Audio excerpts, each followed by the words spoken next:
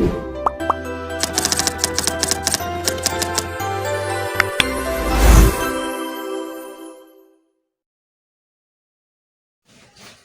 afternoon, Mrs. Flores. I'm Hernandez. I'm Jeremy Santana from grade 12 Emerald Gas. Ngayon po, ipapaliwanag ko ang mga laman kaning portfolio ko. Sunod po, table of content. Hindi ko nakakagabos na laman kang mga portfolio ko. Cover page, acknowledgement letter, preface, presented of selected work, tapos yung mga subject ng first and second time. Sunod po, ito yung acknowledgement letter. Hindi po, ikakapos yung mga pinasasalamatan ko dito sa portfolio. Kabilang na po dyan ang si Ma'am Marisa, si mga classmates ko po, mga magurong po, tapos ang rest po ay sila. Hindi po sa preface, hindi po, hindi nakasulat si Ma'am, siguro ko talaga nagawa ng portfolio. The reason I am interested to make portfolio is because that I can find out for myself what mga achievements I can do for myself. Kasunod po is DRR. Hindi po, ito itong artifacts is DRR. Ang artifacts ko dito ay ang example. Ang description ko po, I use this artifacts because for me this is my best work in the subject where this was concluded by SIDAMS. Kasi may ang learning ko po ay I challenge myself to answer this because I did not study the other question in this exam. So reflection on what I learned from our exam is for me to have time management skills so that we can study all subject when there is an exam. Second is AI. Ang napili ko po ini pong project ko. Description ko, I use this artifacts because I wanted to know what is academic text and what their example is. Tapos ang learning goal ko po, I was challenged myself in doing this project because I couldn't find any other sample of each academic text. Kasi ang reflection ko, ito, kung ano po sila nag-get ko. So, yes, USSP. Ang napili ko po dyan ay itong list. Ang description ko, I choose these artifacts because I wanted to know more about our society through of this subject. USSP. This was answered at SIDAMS and at the month of January 5, 2024. This is the one of my quiz. Ang learning goal ko po o si challenges is I challenge myself is I don't really understand the other question in the test paper. Kasi reflection ko po ano sinanong na. Next po is EBM2. Hindi po napili ko sa activity. Ini po, sa learning goal, ini po si mga challenges sa pag-ibo ko activity. Ang challenges po sa ko is, dahil ko po maray na digits. Kasi reflection ko, nanodan ko na po sa pag-compute. Kasi sa PR po, medyo masakit po nita. Sa pagkandak pa lang yung research, dapat karabang kamo. Ito po yung research niya. Next is, conventional poetry. Sa creative writing naman po, ini po isa sa mga performance task. Ang learning goal ko po, I must challenge myself to these artifacts because the age of the type of conventional poetry is I didn't know how to write it. As a reflection ko sa ano po ni sinanodan ko. I must learn from this artifact is how to write a correct stanza and rhyme of a poem list of types of conventional poem. Sunod po ay empowerment technology. Hindi po isa sa akong mga activities. Hindi po. Nabili ko po nito para sa ko, pasil-pasilin. Tapos inibo ko po ni sa classroom. Ang learning goal ko po, I was challenged myself in doing these artifacts because first, I didn't know what formula to use to get the total expenses. Tapos in reflection ko, what I learned from this artifacts is it more faster to get the total answer through Excel. Kasi Excel word po. Sunod is sa PE po, sa performance task.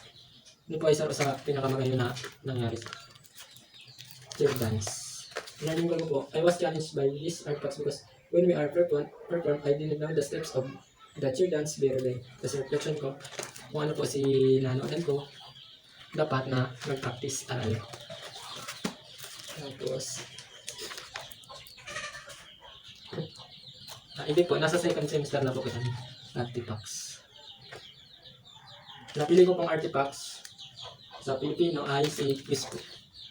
Ang description ko, I choose this art box because I wanted to know how high I could score in the quiz. And the subject will this quiz is occurred at the month of February 21, 2024. Hindi ko pala sa description, ikakagmo kung maaaring magpigibot saka ito, kung anong klaseng artifacts. Tapos kung saan mo po bigay.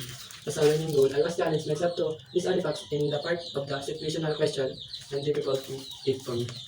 So, ang reflection ko, I learned to this artifact is to be a critical thinker and don't blunder a quiz. Next po, sa second semester is work immersion. Ano pa work immersion? Sa description ko, I choose these artifacts because for me, I can use this when I apply for a job. So, tas ang learning goal ko po, na-challenge po ako sa pag-imuha ni masakit po, intindihan. Kasi learning goal kasi, reflection po pala si Nanay. Entrepreneurship. Sunod po, entrepreneurship. Business plan po sa pipili kong artifacts. Description ko is, I choose these artifacts because here I learned how to make a business plan.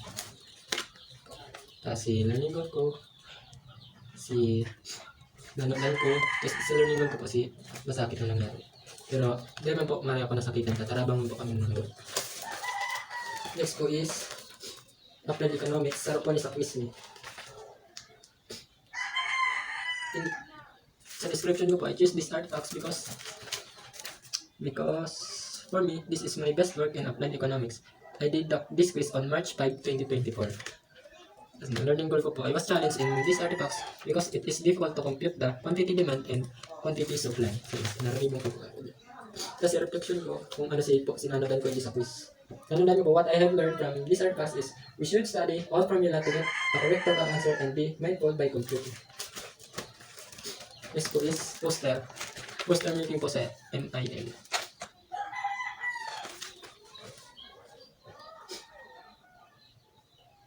Sa description po, I choose this artifacts because I wanted to know what else to do with poster with the theme of how to be a responsible user of media.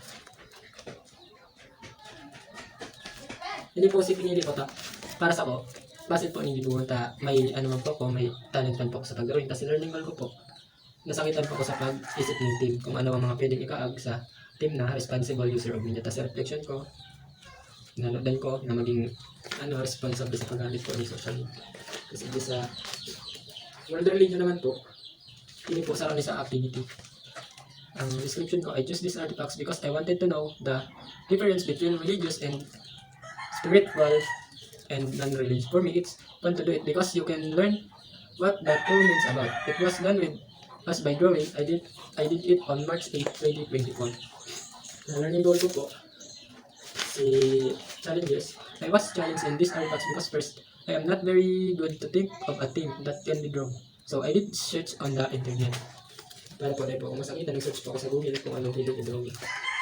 Sa learning goal po, what I learned from these artifacts is be diligent and doing activities. Of course, I learned the difference between the two pictures. Next po sa mga subject is PE. Hindi po ay wellness.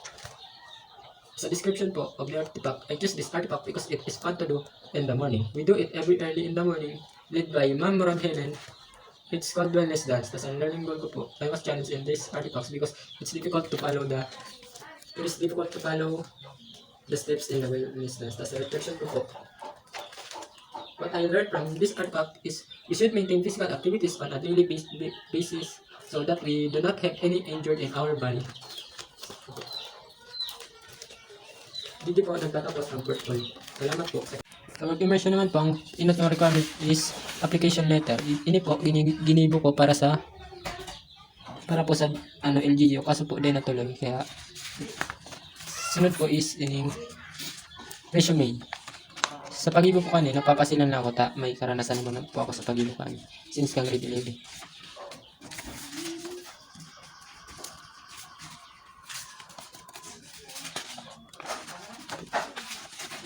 Sunod ay si PSA birth certificate ko po. Sunod sa mga requirements ko. Sunod po, yung barangay clearance. Kaya po ni para sa immersion recommend. And parent consent po para tugutan kami mag-immersion. Tapos, ini po si mga Yan po yung mga strategy mi na nakakaag sa pag-immersion mi po kung ano si mga strategy mi para matapos ning maray si ano mi immersion. Next po is personal vision goes in that after 10 years. Kinakapagdi for me, after 10 years, I will see myself as a successful person. And after 10 years, I will see that my dreams in life have come true, and one of them is being a professional and licensed police. I want to achieve my dreams so that I can make up for what my parents did when I was still studying. And my goal is to repay the hardship and support that gave my loving parents they love and support when I was in high school. I want to achieve my dreams so that I can help them and I can live with them out of hardship that all, and thank you very so much. Sunod, si college ko po sa senior high school. Hindi po nakaagabos na ginibumi kang senior high. Kasi Christmas party, pagpadagat ni po kang sa dagat po. Tapos Teacher's Day, ang Teacher's Day, Christmas party, sa birthday po kong barkada ko, tapos pictorial ni pag outing ng mga barkada ko sa salo. Yun lang po, salamat.